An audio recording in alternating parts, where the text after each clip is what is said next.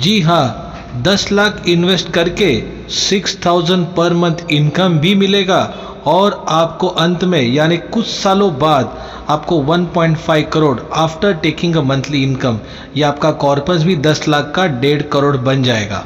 तो देखते हैं विस्तार में इस वीडियो को कैसे हमारे 10 लाख के 1.5 करोड़ बनते हैं, प्लस हमारा मंथली इंटरेस्ट 6,000 भी चालू रहेगा। नमस्कार दोस्तों, मैं किशोर आप सभी का स्वागत करता हूं मेरे इस YouTube चैनल में जिसका नाम है वे टू इन्वेस्ट। तो आज हम देखते हैं SWP के बारे में। तो SWP क्या होता है? SWP एक सिस्टमेटिक विड्रॉल प्लान होता है जहां पे हम एक फिक्स अमाउंट इन्वेस्ट करके कोई भी एक इक्विटी फंड में या सेमी इक्विटी फंड में इन्वेस्ट करके वहां से हम मंथली विड्रॉल करते हैं, जहां पे आपको एक मंथली इनकम प्लान भी इसे कह सकते हैं, या कोई इसे पेंशन प्लान कहते हैं, ताकि मंथली उनको एक विड्रॉवल, एक मंथली इनकम हमेशा के लिए मिले। लेकिन इसमें ज़रूरी 3 चीज़ें हैं। मेरे हिसाब से मैंने 3 चीज़ें ऐसी बनाई है यहाँ पे कि हमें देखना काफ़ी ज़रूरी है कि इस SWP प्लान में आप इन्वेस्ट करने से पहले इस 3 चीज़ों पर आप ध्यान रखिए। पहला तो ये SWP प्लान है, ये कोई बैंक की FD है, कोई बैंक में पोस्ट में रखा हुआ पैसा नहीं जहाँ पे आपको फिक्स एक इनकम आएगा और आपका कैपिटल सुरक्षित रहेगा। तो इसलिए SWP प्लान मतलब क्या होता है कि आपके यूनिट से आपका जो इन्वेस्टेड अमाउंट है वहाँ से ही कुछ थोड़ी बहुत अमाउंट हर महीने विड्रॉल होती है। दूसरी चीज़, आपको आपके फंड में से कितना विड्रॉ करना है उसके भी कुछ रिस्ट्रिक्शन होते हैं। तो मैंने काफ़ी लोगों से सुना, मुझे फ़ोन भी आए थे कि इसमें से हमें एनुअली 10% चाहिए, 12% चाहिए।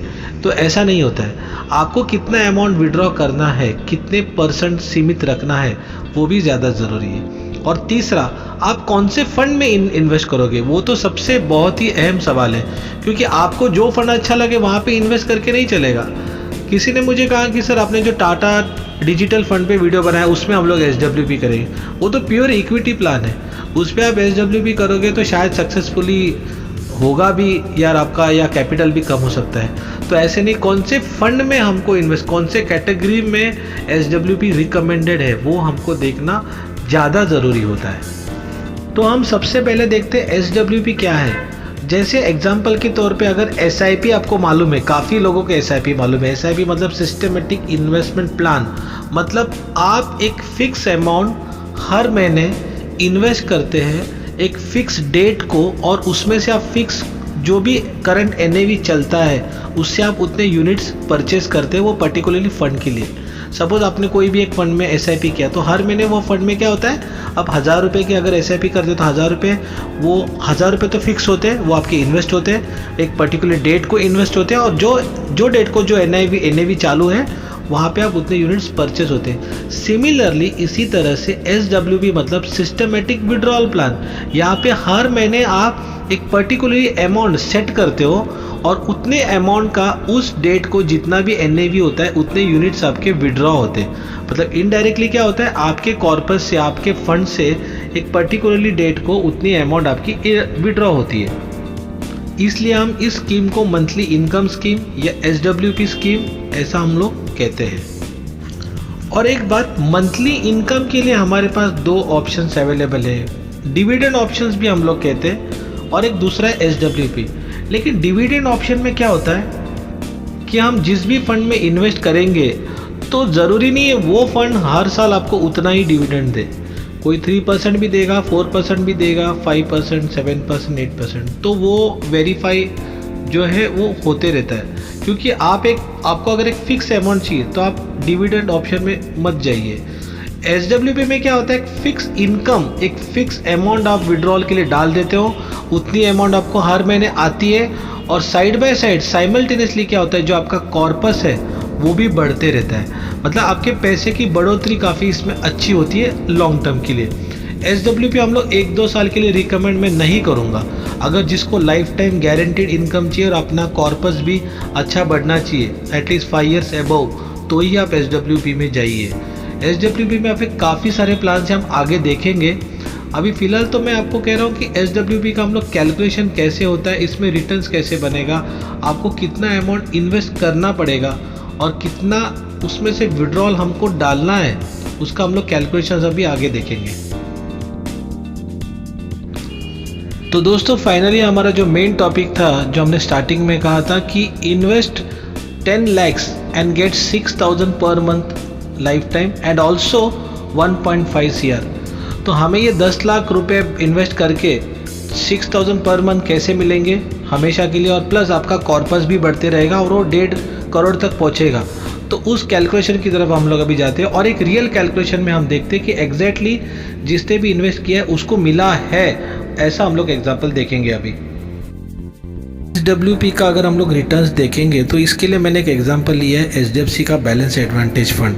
ये फंड मैं आपको दिखा रहा हूँ अराउंड कैलकुलेशन सितंबर 2000 ईयर से, जहाँ पे अगर कोई व्यक्ति 10 लाख रुपीज़ अगर इन्वेस्ट करता है इस फंड में तो तब NAV 10 रुपया था और करीबन 1 लाख यूनिट्स उसको मिलते हैं।